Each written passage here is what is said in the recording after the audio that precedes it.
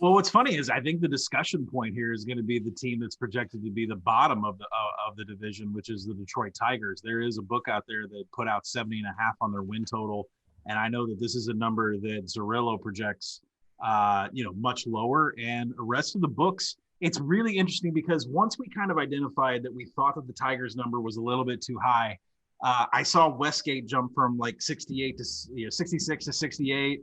I saw DK go up a notch on their win total. And the fact is that bettors like this Detroit, this youth movement that they have going on and some of their pitching staff that they still have there, but they don't have enough to get to qualify for this win total whatsoever. I mean, the talent that they have in-house is exciting, but this isn't the year. And the GM is really what made up my decision of Alavila, who's, Alavila's dad, the catcher. He's flat out said, we're not spending any money on anybody this year because I don't want to have to worry about getting rid of players this year or next year. 2022 is the year that we will start spending money. We will start behaving like the Tigers again. They are strapped with a $30 million contract on Miguel Cabrera from now until the end of time.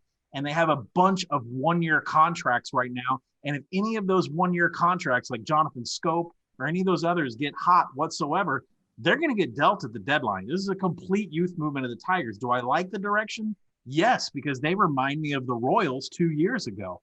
The one bet that I have locked in is the Tigers under 68.5 wins. You could bet that a full wing lower to 67.5. They played at a 64 win pace last year. They hired AJ Hinch, but this is still not an analytically inclined organization. Alavila is from the old era of baseball analysis. They're trying to get more resources to be more data inclined, but that doesn't happen overnight. They're still years behind other teams in terms of analytics and how they're applying it on the field. Hinch will help bridge that gap, but it's not going to happen right away. So yes, there's a projection as high as 72.4 from Fangraphs on the Tigers. I still like them to go under. Like I said, I'd bet that down to 65.5.